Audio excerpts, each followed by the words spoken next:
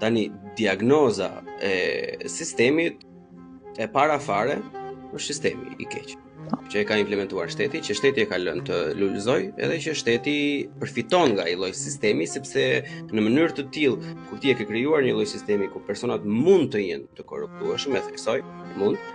Po.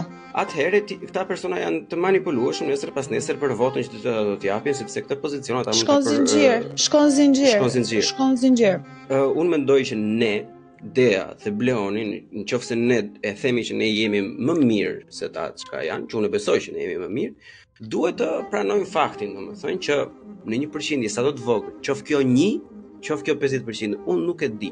Ekziston fatkeqësisht në Shqipëri një përqindje e caktuar që mund të definohet nga personat e tjerë e mjekëve që e përdorin atë lloj pozicioni. Po.